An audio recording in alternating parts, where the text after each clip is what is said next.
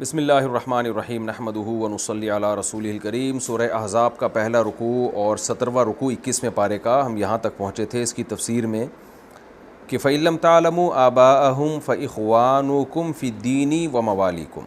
اللہ نے فرمایا کہ جو منہ بولا بیٹا ہے، اگر تمہیں اس کے باپ کا نام معلوم نہیں ہے، باپ کا نہیں پتہ ہے، تو وہ تمہارا دینی بھائی ہے اور تمہارا دوست ہے۔ یعنی کیا مطلب کہ غیر باپ کی طرف پھر بھی اس کو منسوب نہیں کرنا، اپنا دینی بھائی بنا کے رکھ سکتے ہو، نسبی بھائی نہیں بنا سکتے اس کو۔ آگے اللہ تعالیٰ فرماتے ہیں وَلَيْسَ عَلَيْكُمْ جُنَاحٌ فِي مَا أَخْطَأْتُمْ بِهِ، جو غلطی تم سے ہو گئی اس میں تم پر کوئی گناہ نہیں ہے، وَلَكِن مَا تَعَمَّدَتْ قُلُوبُكُمْ، ہاں تم جان بوجھ کر اگر جو کرو گے تو اس میں اللہ تم سے پوچھے گا۔ غلطی سے کسی کے منہ سے دوبارہ زید ابن محمد نکل گیا کیونکہ لوگوں کی زبان پہ ایک لفظ چڑھ گیا ہے تو وہ معاف ہے۔ جان کر اب تم نے کسی اور کی طرف نسبت نہیں کرنی، جو حقیقی باپ ہے بیٹے کی نسبت اسی کی طرف کرنی ہے، جان بوجھ کر اب تم نے یہ کام نہیں کرنا۔ اس سے ہمیں بھی پتہ چلتا ہے کہ بھئی اگر کوئی غلطی سے زبان سے کوئی لفظ صادر ہو جائے تو شریعت میں وہ معاف ہے۔ البتہ چند الفاظ ایسے ہیں جن کا شرعی حکم مرتب ہوتا ہے، جیسے طلاق غلطی سے بھی نکلے تو طلاق ہو ہی جاتی ہے، اس میں بہت ساری حکمتیں ہیں، یہ ابھی اس کا موضوع نہیں ہے اس لیے میں اس کی زیادہ ڈیٹیل میں نہیں جاتا، لیکن گناہ نہیں ملتا بہرحال۔ تو یہ اس لیے میں بتا رہا ہوں کہ آج بھی بعض دفعہ بیان کے دوران، بات کے دوران کسی شخص کے منہ سے کوئی ایسا لفظ غلطی سے نکل جاتا ہے جس میں کوئی گستاخی کا پہلو ہوتا ہے تو لوگ اس کو سنبھلنے کا موقع نہیں دیتے، اس کو ایکسپلینیشن کا موقع نہیں دیتے، فوراً مار پیٹ اور قتل کر دیتے ہیں۔ ایسے واقعات ہمارے ملک میں بہت ہو چکے ہیں کہ کوئی بندہ تقریر کر رہا ہے اور اس کے منہ سے ایک لفظ غلطی سے نکل گیا، اب بیچارہ آپ اس سے پوچھیں تو صحیح وہ کیا کہنا چاہ رہا ہے، جان کر کہا ہے غلطی سے نکلا، نہ لوگ پکڑ کے ہجوم مار کے قتل کر دیتے ہیں، تو یہ بھی غلط ہے۔ اللہ تعالیٰ خود کہہ رہے ہیں، حکم دیا کہ منہ بولے بیٹے کو باپ کی طرف منسوب کرو، لیکن اگر غلطی سے تم سے کچھ غلطی ہو گئی تو اللہ تمہیں معاف کرے گا، نہیں پکڑے گا اللہ تمہیں۔ وَكَانَ اللَّهُ غَفُورًا رَحِيمًا، کیوں معاف کرے گا؟ اس لیے کہ اللہ معاف کرنے والا اور رحم کرنے والا ہے۔ النبی اولیٰ بالمؤمنین من انفسہم وازواجہ امہاتہم۔ میں نے عرض کیا تھا سورہ احزاب کے شروع میں کہ اس صورت میں اللہ تعالیٰ نے سید الانبیاء محمد صلی اللہ علیہ وسلم کی فضیلت بہت زیادہ بیان کی ہے، کیونکہ منافقین ٹارچر کرتے تھے محمد صلی اللہ علیہ وسلم کو، تو اللہ نے بتایا کہ اللہ کی نظر میں نبی کا مقام بہت اونچا ہے۔ اسی میں اللہ نے فرمایا کہ ایک اور حکم یہاں بیان کیا جا رہا ہے، وہ حکم یہ بیان کیا جا رہا ہے کہ وراثت کے جو احکام ہیں نا، وراثت کے، وہ بھی نسب پہ چلیں گے۔ یعنی تم نے کسی کو منہ بولا بیٹا بنا لیا تو اب یہ نہیں کہ اس کو وراثت ملے گی، تم نے کسی کو منہ بولی ماں بنا دیا کسی خاتون کو، اب یہ نہیں کہ اس کو وراثت میں چھٹا حصہ مل جائے گا۔ صحابہ کرام جب ہجرت کر کے مدینہ آئے تو عقد موالات ہوا انصار اور مہاجرین صحابہ کے درمیان، عقد موالات بہت سارے اصحاب اور مہاجرین کے درمیان میں ہوا۔ یہ عرب میں ایک رواج تھا، رواج یہ تھا کہ ایک آدمی دوسرے سے دوستی لگاتا تھا اور کہتا تھا جو پیسہ تو کمائے گا وہ میرا اور جو پیسہ میں کماؤں گا وہ تمہارا، یعنی ہمارا جینا مرنا ساتھ ہے۔ تم پہ کوئی قرضہ آ گیا تو میں اس کا ذمہ دار ہوں، مجھ پہ قرضہ آ گیا تو تم ذمہ دار ہو۔ تو یہ ایک عقد ہوا کرتا تھا کہ جو ہے اب تم جو کماؤ گے وہ میرا ہے، میں جو کماؤں گا وہ تمہارا ہے، تو دونوں مل کے اس طرح زندگی گزاریں گے۔ تو عرب میں یہ دستور تھا کہ پھر مرنے کے بعد وراثت بھی ملتی تھی اس کو، مرنے کے بعد اس کو وراثت بھی ملتی تھی۔ تو ان آیتوں میں اللہ نے چونکہ نسب کی ویلیو کو بیان کیا ہے تو اب اللہ تعالیٰ نسب ہی سے متعلق کچھ احکام مزید تفصیل سے بیان کر رہے ہیں کہ اسلام میں نسب کی صرف زبان کی حد تک ویلیو نہیں ہے۔ زبان کا مطلب کیا ہے کہ آپ نے کسی شخص کو اسی کی طرف منسوب کرنا ہے جو اس کا حقیقی باپ ہے، تو صرف اتنا نہیں ہے کہ باپ کی طرف منسوب کرنا ہے، بلکہ اس کے جو فقہی احکام ہیں، جو اس پہ لا جو مرتب ہوگا، جو قانون مرتب ہوں گے وہ بھی نسب کے اعتبار سے ہوں گے۔ تو یہاں یعنی خونی رشتے جو ہیں ان کو اللہ تعالیٰ اجنبیوں پر ایک فوقیت دے رہے ہیں، لہذا عقد موالات جس میں آپ کا کسی سے ایگریمنٹ ہوتا ہے اور آپ کہتے ہیں کہ جی میرے مرنے کے بعد وراثت میرے دوست کو ملے گی، تو وہ ایگریمنٹ بھی اللہ تعالیٰ یہاں اس کو بھی کالعدم قرار دے رہے ہیں کہ اللہ تعالیٰ کی نظر میں جو رشتے ہیں ان کی ویلیو دوسروں سے زیادہ ہے۔ یعنی یہ جو احکام کے معاملات میں اللہ تعالیٰ فرماتے ہیں النبی اولا بالمؤمنین من انفسہم، نبی جو ہیں وہ مومنین کے زیادہ قریب ہیں ان کی جانوں سے بھی۔ کیا مطلب؟ میں اپنا اتنا خیر خواہ نہیں ہو سکتا جتنا سید الانبیاء ہمارے خیر خواہ ہیں۔ آپ اپنی بھلائی اتنی نہیں چاہ سکتے جتنی محمد صلی اللہ علیہ وسلم چاہتے ہیں۔ یعنی نبی صلی اللہ علیہ وسلم کو امت کی فکر خود امت سے بھی زیادہ ہے۔ یہ اللہ تعالیٰ نے نبی صلی اللہ علیہ وسلم کی باطنی جو صفت تھی اس کو دنیا کے سامنے بیان کیا۔ بعض دفعہ یہ ہوتا ہے نا، انسان یہ چاہتا ہے کہ میں اپنے آپ کو نقصان دے کے دوسرے کو فائدہ پہنچا دوں کسی طریقے سے۔ یہ صفت بہت کم لوگوں میں ہوتی ہے، اور لیڈروں میں تو آج کل تو ہوتی نہیں ہے، لیکن کچھ لیڈر ایسے ہوتے ہیں جو حقیقی معنی میں لیڈر ہوتے ہیں، وہ واقعی قوم کے خیر خواہ ہوتے ہیں، کہتے ہیں ہمارا نقصان ہو جائے قوم کا نقصان نہ ہو۔ تو اللہ نے بتا دیا محمد صلی اللہ علیہ وسلم ان لیڈروں میں سے ہیں جو اپنی قوم کے خود قوم سے بھی زیادہ خیر خواہ ہیں۔ تبھی قرآن میں سورہ توبہ میں ہے حریص علیکم، تم پر بہت زیادہ حریص ہے، یعنی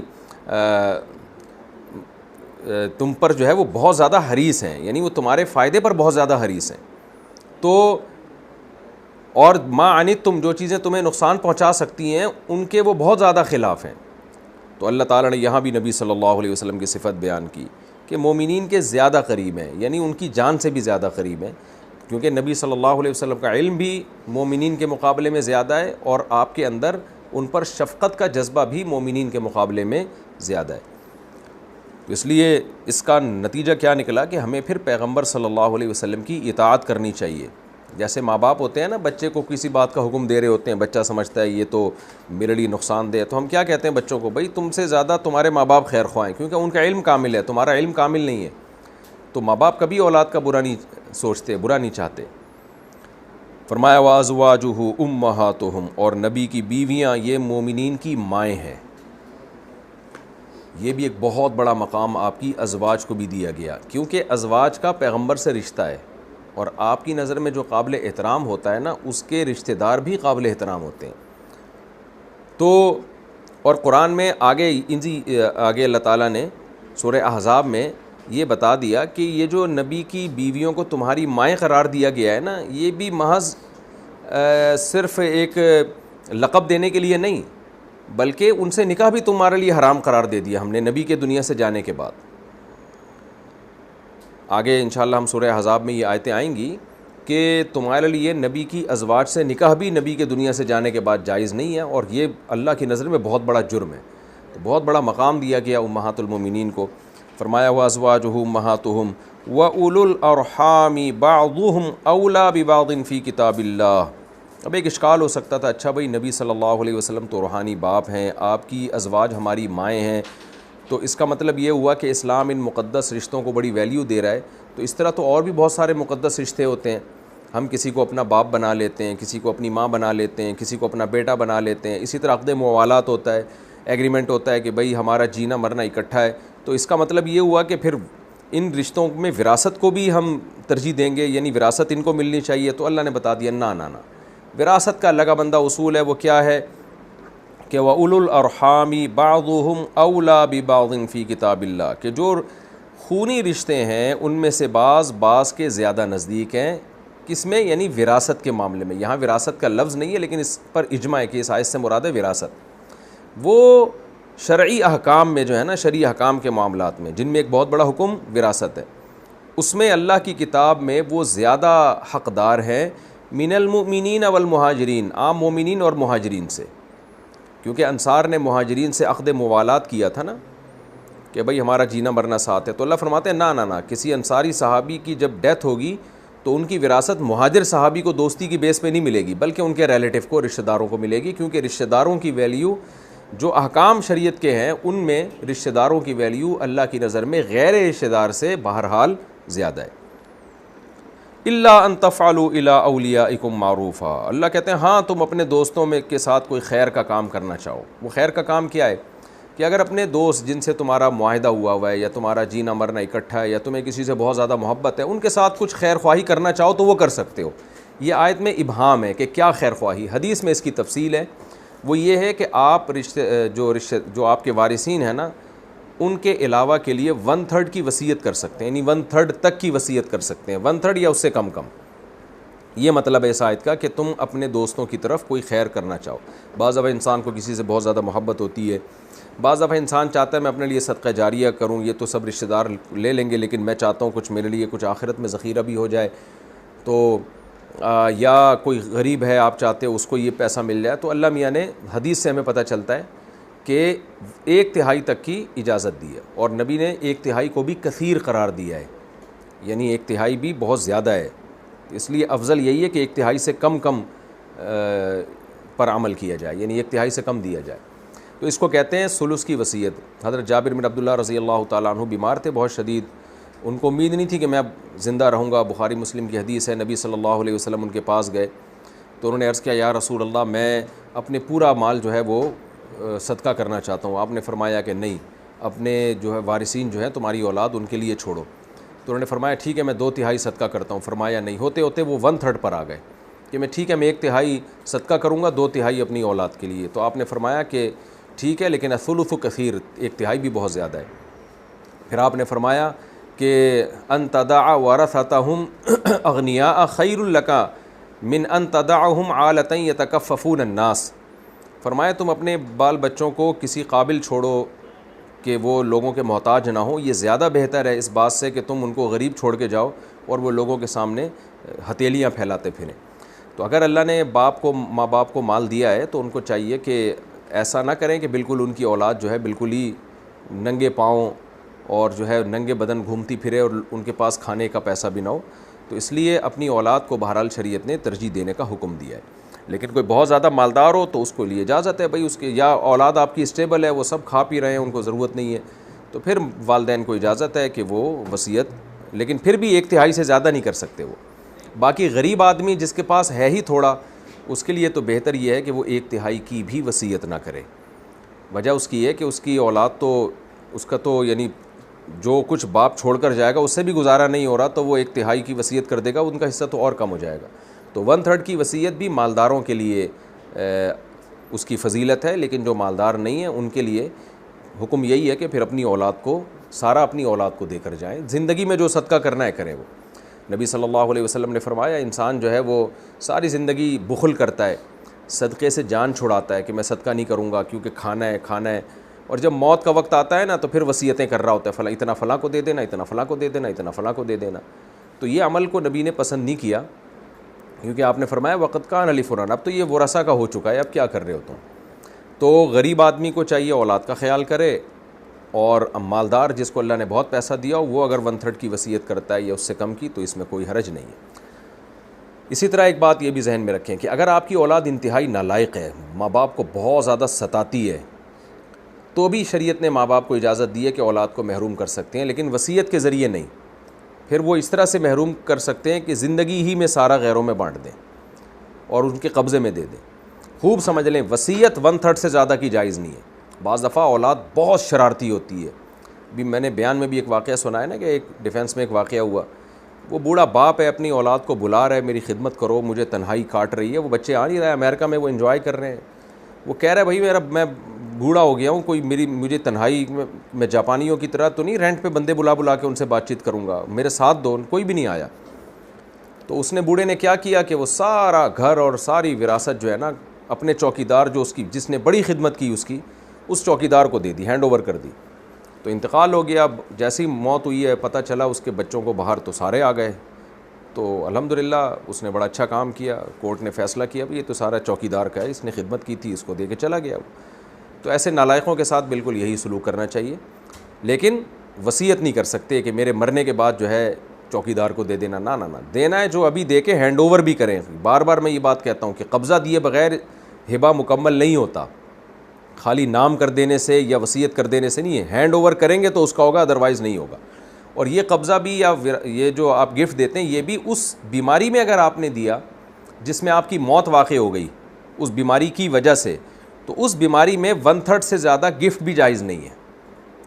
یعنی ایک آدمی اگر بیمار چل رہا ہے اور اب اس کو پتہ ہے کہ میں مرنے والا ہوں، تو اس نے کیا کیا، پوری وراثت اٹھا کے گفٹ میں کسی اور کو دے دی، تو شریعت اس میں 1/3 میں نافذ کرے گی، 2/3 واپس لے لے گی، کیونکہ موت کہ بعد کے حکام اور موت سے پہلے جو بیماری تھی جس میں آپ کی موت واقع ہوگی اس کو بھی شریعت موت ہی قرار دیتی ہے.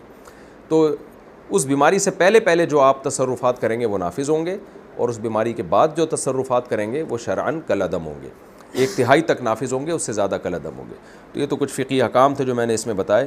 بہرحال اللہ نے فرمایا کہ جو اولو الارحام ہیں ان میں سے بعض وہ زیادہ حقدار ہیں. ہاں, رشتہ داروں میں جس کو وراثت نہیں ملنی اس کے لیے 1/3 کی وصیت جائز ہے. خوب سمجھ لیں, جن کو وراثت ملنی ہے نا, وراثت میں حصہ, ان کے لیے وصیت کالعدم ہے, اس کی کوئی حیثیت نہیں ہے. جیسے آپ کے بیٹوں کو بیٹیوں کو وراثت ملنی ہے, آپ نے ایک بیٹے کو بولا کہ اس کو تھوڑا زیادہ دے دینا, 1/3 کی حد تک, 1/3 میں سے وصیت کر دی کہ اس کو دے دینا اتنا, تو وہ وصیت 1/3 کے تک جو وصیت جائز ہے وہ بھی وارثوں کے لیے وہ بھی حرام ہے, ناجائز ہے. وارثوں کے علاوہ کے لیے ہو سکتی ہے, وارثوں کا تو اللہ نے لگا بندہ حصہ کر دیا, اس میں نہ کمی ہو سکتی ہے نہ اضافہ ہو سکتا ہے. ہاں, جو وارث نہیں ہے ان کے لیے جائز ہے, چاہے وہ رشتہ دار ہی کیوں نہ ہو.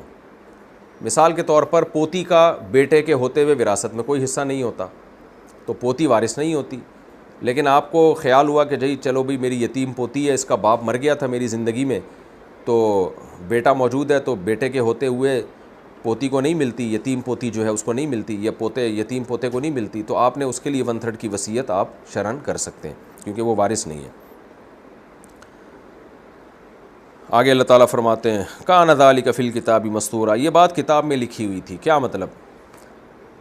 یہ جو اللہ نے وراثت کا حکم نازل کر دیا ہے نا, تو ایک اشکال کسی کو ہو سکتا ہے, بھئی پہلے تو ایسا نہیں تھا, پہلے تو ہم وراثت انہی کو دیا کرتے تھے جو ہمارے دوست ہوتے تھے, اب اللہ نے کہا کہ رشتہ داروں ہی کو وراثت ملے گی, تو شروع میں کیوں اس پہ پابندی نہیں لگائی گئی؟ تو اللہ نے بتایا کہ یہ بات اللہ نے لکھی ہوئی تھی, نازل اب ہوئی ہے, لیکن اللہ کا یہ پہلے سے فیصلہ تھا کہ یہ زمانہ جاہلیت کے حکم کو اللہ نے چینج کرنا ہے. جیسے شراب پہلے لوگ پیتے تھے, لیکن اللہ نے کہا, اللہ کے علم میں تھا کہ میں اس کو باقی نہیں رکھوں گا کیونکہ شراب بری چیز ہے. تو ایسا نہیں ہے کہ پہلے اللہ نے اس کی اجازت دی ہو کہ بھئی حلال ہے پیتے رہا کرو, اب اللہ حرام کر رہا ہے. اللہ کے علم میں تو پہلے یہ بات تھی کہ یہ حرام ہی کرنا ہے اللہ نے شراب کو. تو ایسے ہی وراثت کے بارے میں اللہ کے علم میں پہلے سے یہ بات تھی, لوح محفوظ میں لکھی ہوئی تھی کہ وراثت رشتہ داروں ہی کو ملے گی. ہاں, اسلام کے حکام تدریجاً آئے تو شروع میں حکم نازل نہیں ہوا تھا, اب نازل ہو گیا, تو اب جب نازل ہوا ہے تو تم نے اسی حکم کو فالو کرنا ہے. وَإِذْ أَخَذْنَا مِنَ النَّبِيِّينَ مِيثَاقَهُمْ وَمِنْكَ وَمِن نُوحٍ وَإِبْرَاهِيمَ وَمُوسَىٰ وَعِيسَىٰ ابْنِ مَرْيَمَ وَأَخَذْنَا مِنْهُم مِيثَاقًا غَلِيظًا. اللہ اپنے نبی صلی اللہ علیہ وسلم کو یہ احکام بیان کر رہا ہے. ظاہر ہے کچھ احکام کلچر کے خلاف جا رہے ہیں. ایک حکم یہ جا رہا ہے کہ سینے میں 2 دل نہیں ہوتے, اس پہ ہو سکتا ہے کسی کو تکلیف ہو جس نے یہ بات شوشہ چھوڑا ہو کہ ذہین لوگوں کے سینے میں 2 دل ہوتے ہیں. زمانے جاہلیت میں یہ بھی تھا کہ بیوی کو ماں کسے تشبیہ دے دی تو وہ ماں بن گئی ہے, یہ بھی کلچر کے خلاف نبی نے آرڈر دیا. پھر کلچر کے خلاف نبی صلی اللہ علیہ وسلم نے آرڈر یہ دیا کہ جو منہ بولا بیٹا ہے وہ حقیقی بیٹا نہیں ہوتا. اس پہ بھی عرب کو اشکال ہو سکتا تھا. اسی طرح آگے یہ بھی حکم دے دیا کہ نبی کی بیویاں جو ہیں وہ مائیں ہیں امت کی, ان سے کوئی بھی بات میں نکاح نہیں کر سکتا. اور پھر یہ بھی آرڈر دیا کہ وراثت دوستوں کے نہیں ملے گی, آپ کے رشتہ داروں کو ملے گی. اس پہ بھی بہت سو کے مفاد پہ زد پڑ سکتی تھی. تو اللہ تعالیٰ بتا رہے ہیں کہ بھئی پیغمبروں کا کام ہوتا ہے اللہ کا پیغام پہنچا دینا. تو امت کو مایوس کر رہے ہیں کہ پیغمبر تمہاری مرضی کے حکام نہیں دیں گے, پیغمبر دیں گے وہ حکام جو اللہ نے جن کا آپ کو مکلف بنایا, کیونکہ اللہ نے عالم ارواح میں پیغمبروں سے بہت مضبوط ایگریمنٹ لیے ہیں کہ آپ نے اللہ کا پیغام بندوں تک پہنچانا ہے, اس میں کلچر یا لوگوں کی کے جذبات اور خواہشات کی وجہ سے کانٹ چھانٹ نہیں کرنی ہے. تو اس لیے اللہ تعالیٰ امت کو اور مشرکین کو بھی اور منافقین کو بھی اور خود مسلمانوں کو بھی مایوس کر رہے ہیں کہ نبی وہ حکم دیں گے جو اللہ کا ہوگا, تمہاری خواہشات کو فالو نہیں کیا جائے گا. اس کا حکم, اس کا اللہ نے اس آیتوں میں بیان کیا. وَإِذْ أَخَذْنَا مِنَ النَّبِيِّينَ مِيثَاقَهُمْ, اور اس وقت کو یاد کریں جب اللہ نے پیغمبروں سے مضبوط معاہدہ لیا. یہ معاہدہ عالم ارواح میں بھی ہو سکتا ہے اور وحی کے ذریعے دنیا میں بھی ہو سکتا ہے.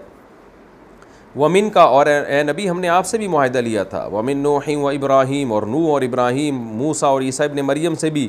وَأَخَذْنَا مِنْهُم مِيثَاقًا غَلِيظًا, اور ہم نے ان سب سے ایک مضبوط ایگریمنٹ لیا تھا.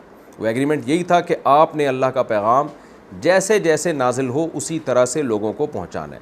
دیکھیں ایگریمنٹ تو اللہ نے تمام پیغمبروں سے لیا, لیکن ان خاص پیغمبروں کو یہاں اس لیے ذکر کیا کہ ان پیغمبروں کو اللہ نے بقیہ پیغمبروں پر فضیلت دی ہے.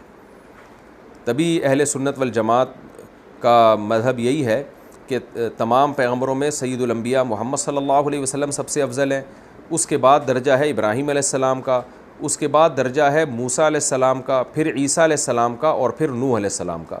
تو کیونکہ یہ صاحب شریعت پیغمبر تھے، اور ان کے جس طرح سے فضائل ہمیں قرآن سے پتہ چلتے ہیں دوسرے پیغمبروں کے اس نوعیت کے نہیں ہیں ان کے بھی، لیکن ان کو بہت زیادہ فضیلت دی گئی ہے۔ نوح علیہ السلام کی فضیلت کے لیے تو اتنا ہی کافی ہے کہ 950 سال تک تبلیغ کرتے رہے ہیں۔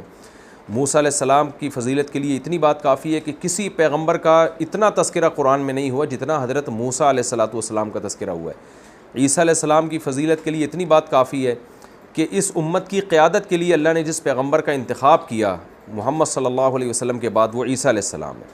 اور ابراہیم علیہ السلام کی فضیلت کے لیے یہ بات کافی ہے کہ اللہ نے سید الانبیاء کو حکم دیا کہ واتبع ملت ابراہیم حنیفہ، آپ نے ابراہیم علیہ السلام کے دین کو فالو کرنا ہے۔ اب دین تو سب پیغمبروں کا ایک ہی ہے، لیکن اللہ تعالیٰ نے یعنی ابراہیم علیہ السلام کو گویا آپ کے بعد آنے والے تمام پیغمبروں کا مقتدی اور رہبر قرار دیا، اور آگے نبوت ابراہیم علیہ السلام کی اولاد میں ہی جاری ہوئی ہے۔ تو اور ابراہیم علیہ السلام کے جو 2 بیٹے تھے اسماعیل اور یا اسحاق علیہ السلام، انہی میں آگے اللہ نے تمام پیغمبروں کو پیدا کیا ہے، اور آسمانی مذاہب تمام انہی پیغمبروں سے منسلک ہیں۔ اور سید الانبیاء صلی اللہ علیہ وسلم کی فضیلت وہ قرآن سے بھی ثابت ہے، جیسے تلک الرسل فضلنا بعضهم علی بعض، اللہ نے فرمایا کہ ہم نے بعض پیغمبروں کو بعض پر فضیلت دی ہے۔ پھر آگے اللہ نے اس کی تفصیل بیان کی، ورفعنا، فرمایا کہ منہم من کلم اللہ، کچھ تو ایسے ہیں جن سے اللہ نے کلام کیا، اور آگے جا کے اللہ فرمایا ورفعنا بعضهم درجات، ہم نے عیسیٰ ابن مریم کو جو ہے وہ بھی ہم نے فضیلت دی، اور آگے اللہ نے فرمایا ورفعنا بعضهم درجات، بعض کو تو ہم نے بہت زیادہ فضیلت دی ہے۔ تو اب ظاہر ہے موسیٰ اور عیسیٰ علیہ السلام کا تذکرہ تو آ گیا، اور آگے اللہ کہہ رہے ہیں بعض کو تم نے بہت زیادہ فضیلت دی ہے۔ تو علماء نے بیان کیا کہ اس پر اجماع ہے کہ اس سے نبی صلی اللہ علیہ وسلم مراد ہے، اور نام نہ لینا بھی ایک فضیلت کی دلیل ہوتی ہے کہ تم خود ہی سمجھ جاؤ گے اس پیغمبر کا ہمیں نام لینے کی ضرورت نہیں ہے۔ تو اللہ نے بعض کے ذریعے سے خطاب کیا، بعض کو تو ہم نے بہت زیادہ درجات میں فضیلت دی ہے۔ اور نبی صلی اللہ علیہ وسلم کی صحیح احادیث سے بھی مضمون ثابت ہے کہ اللہ تعالیٰ نے آپ صلی اللہ علیہ وسلم کو تمام پیغمبروں پر فضیلت دی ہے۔ ابھی وہ احادیث میں پیش کروں گا تو تفسیر لمبی ہو جائے گی، چونکہ میں اتنا ہی تفسیر میں اضافی باتیں بیان کرتا ہوں جو تفسیر کی روح کو سمجھنے کے لیے ضروری ہیں۔ آگے اللہ فرماتے ہیں وَأَخَذْنَا مِنْهُمْ مِيثَاقًا غَلِيظًا، اور ہم نے ان تمام پیغمبروں سے بہت مضبوط ایگریمنٹ لیا تھا۔ تو جب اللہ نے پیغمبروں سے مضبوط ایگریمنٹ لیا ہے تو ظاہر ہے وہ پیغمبر اللہ کا پیغام پہنچائیں گے۔ اور آگے اللہ نے فرمایا لِيَسْأَلَ الصَّادِقِينَ عَنْ صِدْقِهِمْ، تاکہ اللہ ان سچوں سے ان کے سچ کے بارے میں قیامت کے دن پوچھے۔ یعنی اللہ نے جواب بھی پہلے اناؤنس کر دیا کہ قیامت میں یہ سچ ہی بولیں گے، وہ سچ یہی ہوگا کہ اللہ ہم نے تیرا پیغام بندوں تک پہنچا دیا۔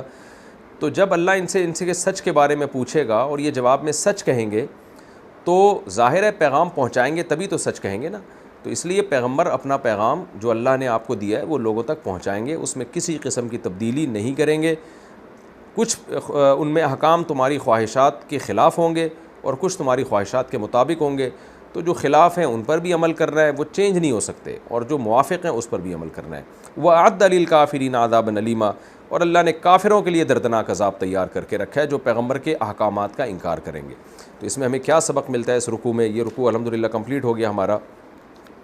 اس میں دو یعنی اہم بات تو یہ پتہ چلتی ہے جو سورج شروع ہوئی جس پہ، کہ منافقین اور جو بھی اسلام دشمن لوگ ہیں وہ پروپیگنڈا کرتے رہیں گے، تو ہم نے ان کی باتوں میں نہیں آنا، ہم نے اللہ اس کے رسول کے حکام کو فالو کرنا ہے۔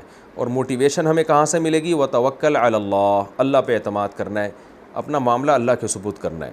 اور دوسری بات ہمیں یہ پتہ چلی کہ کچھ چیزیں سوسائٹی میں مشہور ہوتی ہیں، ہوتی وہ غلط ہیں۔ عربوں میں مشہور تھا ذہین لوگوں کے سینوں میں 2 دل ہوتے ہیں، اور بیوی کو ماں کہنے سے ماں بن جاتی ہے۔ تو یہ آج بھی بہت ساری جہالت کی باتیں مشہور ہیں۔ آپ دیکھ لینا عاملوں نے اور یہ جن چڑیل بھوت بھگانے والوں نے کیا کیا الجھنوں میں لوگوں کو ڈالا ہوا ہے، یہ ہوتا ہے فلانا ہوتا ہے، پتہ نہیں جن کی ایسی باتیں جن کا نہ سر نہ پیر۔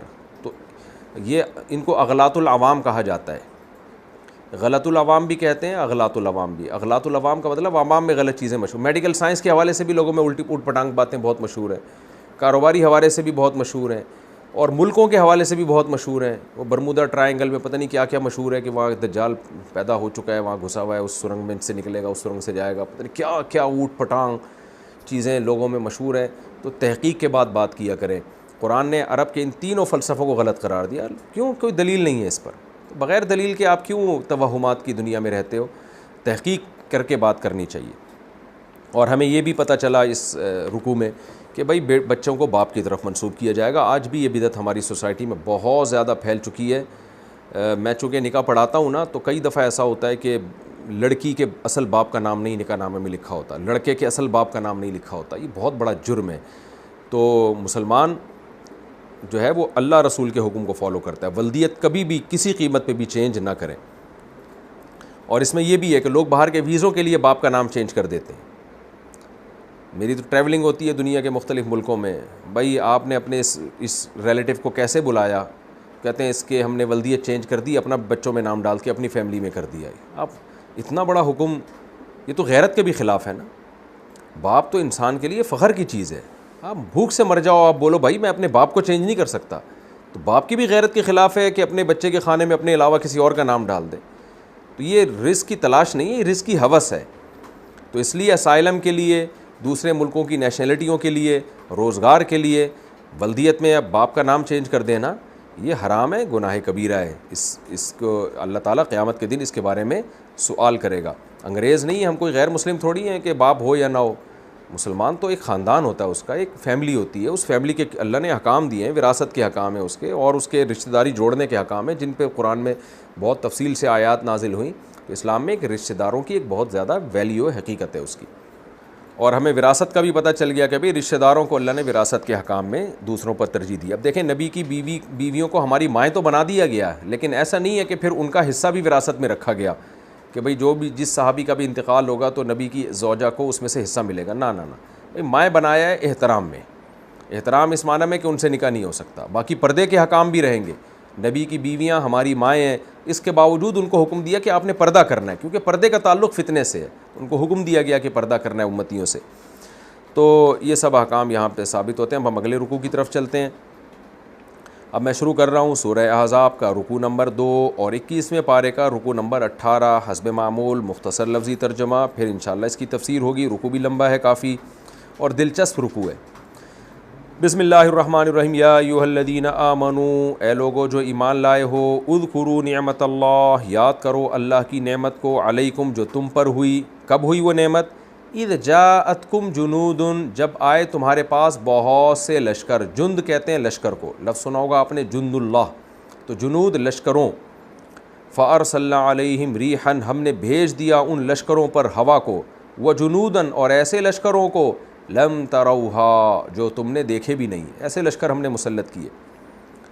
ترونا, تروہا اصل میں ترونا تھا, ترایونا, تفعلونا کی طرح, تسمعون کی طرح. پھر کئی بار بتا چکا ہوں حمزہ اور واو کی وجہ سے نا تعلیل ہوئی, ترونا بن گیا, اور نون کو حذف کیا لم کی وجہ سے تو ترو بن گیا. تو لم تروہا, جن کو تم نے دیکھا بھی نہیں. وکان اللہ بما تعملون بصیرا, اور اللہ ہے جو کچھ تم کر رہے ہو اس پر بصیر, یعنی ان سب چیزوں کو دیکھ رہا ہے. اذ جاءوکم من فوقکم, جب وہ آئے لشکر تمہارے پاس, من فوقکم تمہارے اوپر سے, ومن اسفل منکم, اور تمہارے اسفل سے بھی. اسفل کا مطلب نیچے سے بھی. یہ محاورہ ہے, ہم کہتے ہیں اوپر سے بھی حملہ ہوا, نیچے سے بھی حملہ ہوا. تو مراد کیا ہوتا ہے کہ جو لشکر نے تم پر حملہ کیا وہ پہاڑی علاقوں سے بھی اور نشیبی علاقوں سے بھی, یعنی چاروں طرف سے حملہ آور ہوئے. وَإِذْ زَاغَتِ الْأَبْصَارُ, اور جب نگاہیں ٹیڑھی ہو گئیں. زیغ کہتے ہیں ٹیڑھا ہونا, کہتے ہیں نا دلوں میں زیغ ہے. تو زاغت الابصار, نگاہیں ٹیڑھی ہو گئی, یعنی خوف کی وجہ سے, خوف کی وجہ سے نگاہ ایک جگہ ٹک نہیں رہی ہے. وبلغت القلوب, اور پہنچ گئے دل, بلغ یبلغ بلوغاً پہنچنا, دل پہنچ گئے, الحناجر سینے کی ہڈی تک, جس کو ہم اردو میں کہتے ہیں کلیجہ منہ کو آ گیا. ہر زبان کے اپنے محاورے ہوتے ہیں نا, یعنی دل اچھل کے حلق تک پہنچ گئے. تو یہ محاورہ ہے, ورنہ دل تو نہیں اچھل کے حلق تک پہنچتا. یعنی خوف کی وجہ سے دل جو ہے وہ قابو سے نکل گیا, جس کو ہم اردو میں کہتے ہیں بھی کلیجہ منہ کو آ گیا. یہ خوف کی حالت ہو گئی. وَتَظُنُّونَ, اور تم گمان کرنے لگے, بِاللَّهِ, اللہ کے بارے میں, الظُّنُونَ, بہت سارے گمان, یعنی تمہیں اللہ کے بارے میں بہت سارے الٹے خیالات آنا شروع ہو گئے, وسوسے آنا شروع ہو گئے. ظن کی جمع ظنون, یہاں الف لام داخل ہے نا الظنون، کیا مطلب مخصوص قسم کے گمان جو ایسے موقع پہ ہوتے ہیں. ظاہر ہے اس سے مراد ہے یعنی خوف کی وجہ سے جو خیالات انسان کو آتے ہیں کہ پتہ نہیں اللہ ہماری مدد بھی کرے گا کہ نہیں کرے گا. ایسے تو نہیں کہ اللہ نے ہم سے جھوٹے وعدے کیے تھے. اس طرح کے وسوسے اور جو ہے نا وہ خیالات آنا شروع ہو گئے. ہنالکا، اس موقع پر، ہنالکا کہتے ہیں ہاتھ سے اشارہ کرتے ہوئے، اس میں اشارہ ہے نا. ہنالکا، اے مخاطب، اللہ گویا اشارہ کر رہے ہیں، یہ وہ مقام تھا ابتلی المؤمنون، جب مومنین کو آزمایا گیا. یہ گویا اللہ اشارہ کر رہے ہیں، یہ ہے وہ مقام جب مومنین کو ابتلا کہتے ہیں آزمانا، مشکل میں ڈال دینا، جھنجھوڑ دینا. جب مومنین کو آزمایا گیا، وزلزلوا، اور زلزلے میں ڈالے گئے. کیا مطلب؟ جھنجھوڑ دیے گئے. زلزلے کو زلزلہ کیوں کہتے ہیں؟ اس سے ارتعاش پیدا ہوتا ہے، موومنٹ پیدا ہوتی ہے، ہلتے ہیں دونوں طرف نا، کہتے ہیں نا جھنجھوڑ کے رکھ دیا. تو زلزلہ بھی جھنجھوڑ دیتا ہے انسان کو. تو وزلزلوا، اور ان کو جھنجھوڑ دیا گیا، زلزالا، جھنجھوڑنا، شدیداً، بہت شدید، یعنی ہلا کر رکھ دیے گئے وہ. وَإِذْ يَقُولُ الْمُنَافِقُونَ، یہ وہ وقت تھا جب منافقین کہہ رہے تھے، وَالَّذِينَ فِي قُلُوبِهِمْ مَرَضٌ، اور وہ لوگ جن کے دلوں میں مرض ہے. مراد اس سے منافقین ہی ہے. یہ عطف تفسیری عطف کہلاتا ہے، یعنی واو تفسیر بیان کرنے کے لیے. یہ مطلب نہیں ہے کہ جن کے دلوں میں مرض تھا وہ الگ لوگ تھے، منافق الگ لوگ تھے. منافقوں کے دل میں ہی مرض ہوتا ہے. تو جب منافقین کہہ رہے تھے والذین، اور وہ لوگ یعنی وہ لوگ فی قلوبہم مرض، جن کے دلوں میں مرض ہے، شک کا مرض، کبھی بھی وہ ایک طرف ہوتے ہی نہیں ہے. وہ کیا کہنے لگے؟ ما وعدنا اللہ، نہیں وعدہ کیا اللہ نے، ورسولہ، اور اس کے رسول نے ہم سے. وعدہ کا معنی وعدہ کیا، نہ کا معنی ہم سے. نہیں وعدہ کیا اللہ اس کے رسول نے ہم سے، الا غرورا، مگر دھوکے کا وعدہ. ہمیں تو مروا دیا، وعدے ہم سے کیا کیے تھے، یہ دھوکہ دیا ہم کو. وَإِذْ قَالَتْ طَائِفَةٌ مِّنْهُمْ، اور جب کہا ایک جماعت نے، یعنی منہم، ان منافقین میں سے. یہ وہ وقت تھا جب منافقین میں سے ایک جماعت کہنے لگی، یا اہل یثرب، اے مدینہ والو، مدینہ کا پرانا نام یثرب تھا، اے اہل یثرب، لا مقام لکم، تمہارے لیے کوئی مقام نہیں ہے، یعنی ٹھہرنے کی کوئی جگہ نہیں ہے، یہ کوئی جگہ ہی نہیں ہے جہاں انسان ٹھہرے. فرجعوا، چلو واپس لوٹو. وَيَسْتَأْذِنُوا، اور اجازت طلب کر رہا تھا، فریق منہم، ان منافقین میں سے ایک گروہ، النبی، نبی سے. یقولون، یہ کہہ رہا تھا، یعنی یہ کہتے ہوئے اجازت طلب کر رہا تھا، یعنی واپس جانے کی اجازت، ان بیوتنا عورا، کہ ہمارے گھر خالی ہیں. عورا کہتے ہیں، عورا عورت کو بھی کہتے ہیں، لیکن عورا کا اصل معنی ہے خالی، یعنی مردوں سے خالی ہیں. کیا مطلب؟ یعنی گھروں میں کوئی مرد نہیں ہے تو اکیلی عورتیں ہیں تو کچھ بھی ہو سکتا ہے، فتنہ ہو سکتا ہے، ڈاکو چور آ سکتے ہیں، تو ہمارے گھر خالی ہیں، تو اس وجہ سے ہمیں پرمیشن دیں ہم واپس چلے جائیں. یعنی میدان جنگ چھوڑ کے بھاگنا چاہ رہے تھے یہ بہانہ کر کے.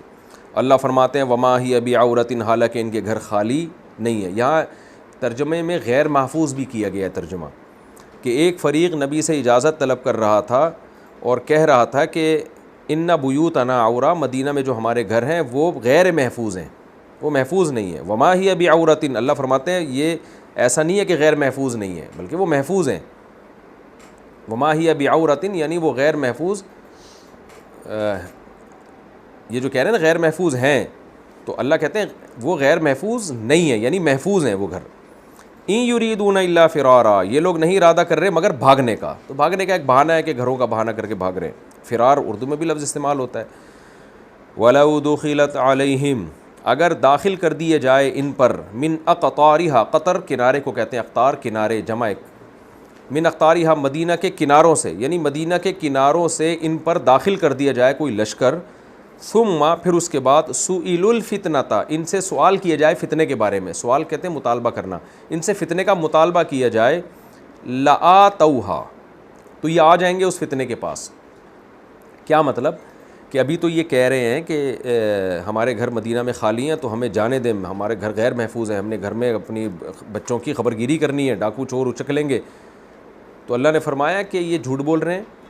اگر کنڈیشن اس کے برعکس ہوتی، چاروں طرف سے حملہ ہوتا کفار کا، جو مسلمانوں کے یعنی چاروں طرف سے ان پر ایسا حملہ ہوتا، وَلَوْ دُخِلَتْ عَلَيْهِمْ، اور اگر داخل کر دیا جائے ان کے اوپر. حملہ کرنا میں نے ترجمہ کیا، حملہ نہیں ہوگا بلکہ داخل کر دیے جائے ان کے اوپر، یعنی ان کے گھروں میں، من اقطارها، مدینہ کے کناروں سے. یعنی کفار اگر مدینہ کے کناروں سے سمٹ کے ان کے گھروں میں آ جائیں، اور پھر کیا ہو، ثم سئلوا الفتنۃ، پھر ان سے فتنے کا مطالبہ کیا جائے، یعنی وہ کفار ان سے مطالبہ کریں کہ چلو مسلمانوں میں ہم فتنہ پھیلاتے ہیں. لآتوہا، یہ اس فتنے کے پاس آئیں گے، یعنی کفار کے مطالبے کو پورا کریں گے، پھر یہ نہیں دیکھیں گے کہ ہمارے گھر محفوظ ہیں یا غیر محفوظ ہیں. یعنی چونکہ ابھی مسلمانوں کو سپورٹ کرنے کا مسئلہ ہے تو گھروں کا بہانہ کرا کے بھاگ رہے ہیں، جہاں اگر مسلمانوں کی مخالفت کا مسئلہ ہوتا تو پھر یہ گھر میں نہیں دیکھتے کہ محفوظ ہیں کہ غیر محفوظ ہیں.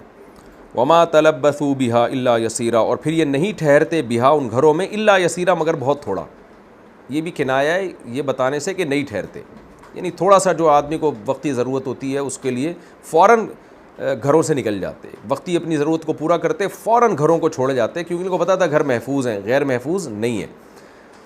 وَلَقَدْ كَانُوا عَاهَدُوا اللَّهَ مِن قَبْلُ، البتہ تحقیق یہ لوگ عَاهَدُوا اللَّهَ اللہ سے معاہدہ کر چکے ہیں، من قبل پہلے بھی. کیا آپ معاہدہ کر چکے ہیں؟ لا يُوَلُّونَ الْأَدْبَارِ، یہ اپنی پشتوں کو پھیر کے نہیں بھاگیں گے میدان جنگ سے. وَكَانَ عَهْدُ اللَّهِ مَسْئُولًا، اور ہے اللہ کا عہد ایسا کہ مسئول، یعنی اس کے بارے میں سوال کیا جائے گا. قل اے نبی ان سے کہہ دیجئے لن ينفعکم الفرار، تمہیں فرار یعنی بھاگنا ہرگز فائدہ نہیں پہنچا سکتا. ان فررتم من الموت او القتل، اگر تم بھاگ رہے ہو موت یا قتل سے. وَإِذًا، اور اگر ایسا ہوا بھی، یعنی بالفرض ہم فرض کر لیتے ہیں کہ تم یہاں سے بھاگ کے جان بچا لو گے اپنی، تو کیا ہوگا؟ لا تمتعون، تم نہیں فائدہ پہنچائے جاؤ گے، الا قلیلا مگر تھوڑا، یعنی دنیا میں تم تھوڑے دن ہی زندہ رہ لو گے، دنیا کی نعمتوں سے تھوڑے دن مزید فائدہ اٹھا لو گے. قل اے نبی ان سے کہہ دیجئے من ذا الذی، کون ہے وہ، کون ہے یہ، الذی جو یعصمکم من اللہ، تمہیں بچا لے اللہ کے عذاب سے. عصم یعصم کا معنی حفاظت دے دینا، محفوظ کر لینا. کون ہے جو تمہیں اللہ سے بچا لے؟ ان اراد بکم سوءا، اور اگر اللہ تمہارے ساتھ برائی کا ارادہ کر لے، یعنی تمہیں نقصان پہنچانے کا ارادہ کر لے. او اراد بکم رحمہ، یا اللہ تمہارے ساتھ رحمت کا ارادہ کر لے، یعنی اللہ رحمت کا ارادہ کرے تو رحمت بھی تم سے کوئی دور نہیں کر سکتا، برائی کا ارادہ کرے تو اس عذاب کو بھی تم سے کوئی دور نہیں کر سکتا. تو اللہ پہ توکل کرو. ولا یجدون لہم، اور یہ لوگ نہیں پائیں گے اپنے لیے من دون اللہ، اللہ کے علاوہ ولیا کوئی دوست، ولا نصیرا، اور نہ کوئی مددگار پائیں گے. قد یعلم اللہ المعوقین منکم، اللہ خوب جانتا ہے ان لوگوں کو، المعوق کا معنی روکنے والے، منکم تم میں سے جو روکنے والے لوگ ہیں نا، جو میدان جہاد سے روک رہے ہیں، اللہ ان کو خوب جانتا ہے. والقائلین، اور ان کو بھی جانتا ہے، لاخوانہم جو اپنے بھائیوں سے کہہ رہے ہیں ہلم الینا، آ جاؤ ہمارے پاس، یعنی میدان جنگ چھوڑ دو اور اپنے رشتہ داروں سے نسبی اور جو ہے قومی بھائیوں سے کہہ رہے ہیں کہ چلو واپس. اللہ خوب ان لوگوں کو جانتا ہے. ولا یاتون الباس الا قلیلا، اور یہ لوگ خود بھی جنگ میں نہیں آتے مگر بہت تھوڑا. اشحۃ علیکم، شحیح کہتے ہیں بخیل کو، اشحہ اس کی جمع آتی ہے. اشحۃ علیکم، یہ تھوڑا بہت جو جنگ میں آتے بھی ہیں نا، تو اے مسلمانوں تم پر بہت حریص ہو کے، بخیل ہو کے، یعنی اس چکر میں آ جاتے ہیں کہ فتح کی امید ہے اور مال غنیمت ملے گا، تو ایسا نہ ہو کہ سارا مال غنیمت یہ مومنین کھا جائیں، تو تھوڑا سا ہمیں بھی مل جائے تاکہ ان کا حصہ کچھ کم ہو جائے. تو یہ اگر آتے بھی ہیں نا میدان جنگ میں، جو کبھی کبھار آ جاتے ہیں، تو یہ بھی اللہ کی رضا کے لیے نہیں بلکہ تمہارے خلاف ان کے دلوں میں کنجوسی ہے، بخل ہے، یہ اس بخل کی وجہ سے آ جاتے ہیں. یہ ہے ترجمہ.